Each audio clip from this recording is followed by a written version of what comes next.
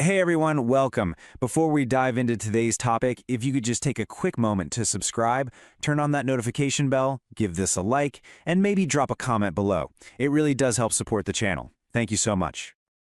All right, let's get into it. Today we are opening up the Word Detective's Toolkit. We're going to show you how to guess the meaning of unknown words. And trust me, it's a total game changer.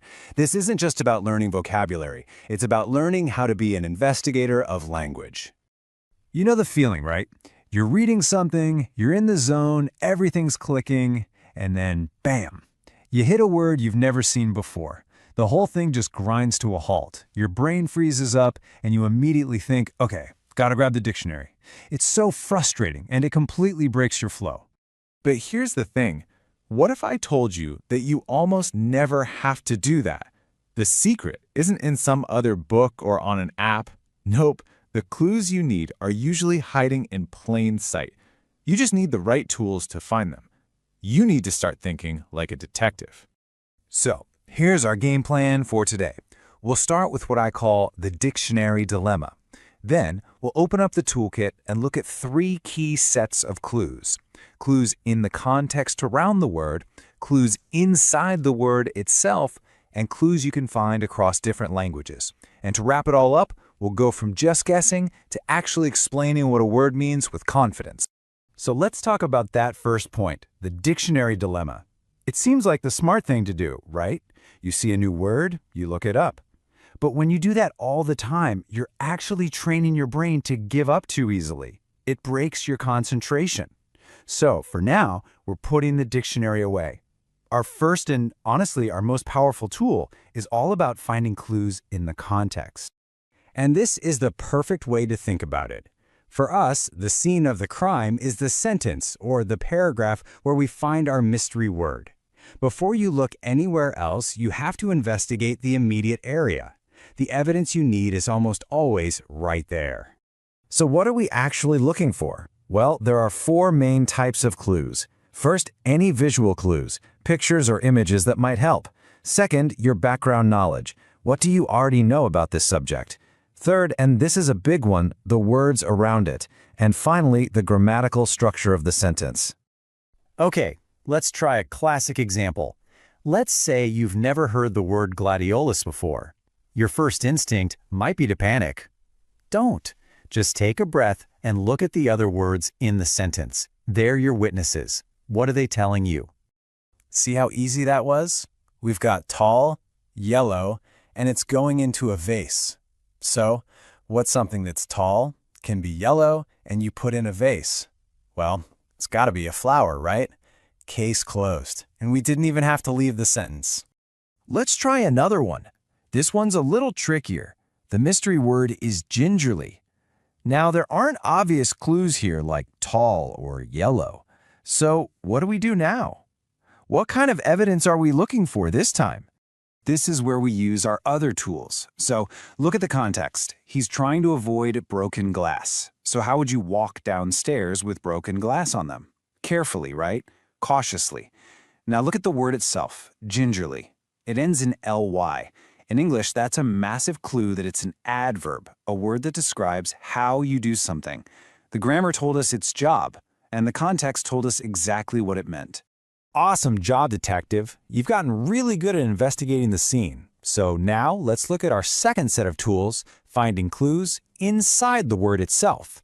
Sometimes the answer is baked right into the word's DNA. One of the easiest clues to spot is a compound word. English does this all the time, just mashes 2 words together. You might see the word headscarf and think you don't know it, but you definitely know head and you definitely know scarf. Put them together and what is it? A scarf for your head. It's that simple. Always check if a long word is just 2 short ones you already know. And it's not just compound words. We can look at the building blocks, like prefixes and suffixes. Take a word like unbreakable. You know the word break. You probably know that able means you can do something. And the prefix un pretty much always means not. So unbreakable literally means not able to be broken. These tiny little parts are huge clues. Okay, so you've investigated the scene, you've analyzed the evidence inside the word. What's next? Our third tool is all about using your knowledge of other languages. It's time to consult the foreign experts, and that expert might just be you. You see, English is this big, wonderful mashup of other languages, mostly with roots in Germanic and Latin languages. So if you speak Spanish, or French, or German, or Italian, you have a superpower.